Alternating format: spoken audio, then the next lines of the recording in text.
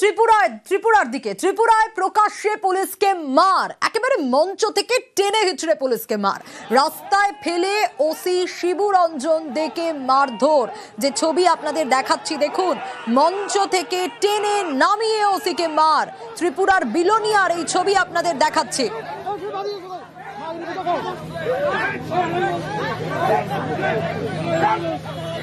একটা সাংস্কৃতিক অনুষ্ঠানের মঞ্চ দেখা যাচ্ছে, কিন্তু কেন এরকম একটা ঘটনা ঘটলো আবির জানাতে পারবে আরো বিস্তারিত।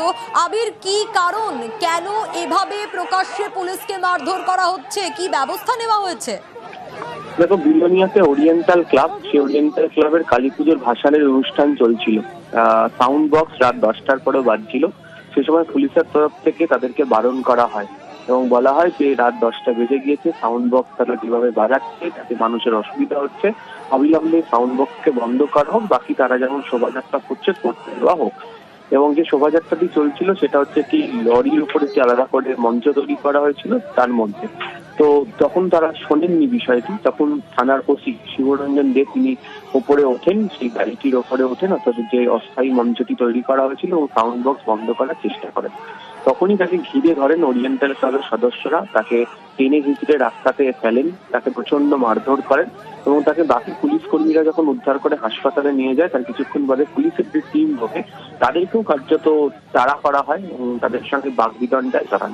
এখনো পর্যন্ত যেটা আমি জানতে পেরেছি, ঘটনায় 3 জনকে গ্রেফতার করা হয়েছে এবং এই গোটা ঘটনা নিয়ে বিরোধীরা একদম কার্যত শাসক দলকে চেপে ধরেছে এবং তাদের বক্তব্য, স্কুলের বাচ্চাদেরকে বা বিরোধীদের সামনে পুলিশ সিংহের মতো আচরণ করে এবং এক্ষেত্রে দাঁড়িয়ে তারা যে আচরণ করছে সেটা একেবারেই কাম্য নয়। এবং এই ক্লাবের যারা কর্মকর্তারা রয়েছেন তাদের সঙ্গে ত্রিপুরা শাসক দলের যোগসাজশ রয়েছে, তাই পুলিশ কোনো ব্যবস্থা গ্রহণ করার ক্ষেত্রে অত্যন্ত দেরি করেছে, এমনটাই অভিযোগ তাদের।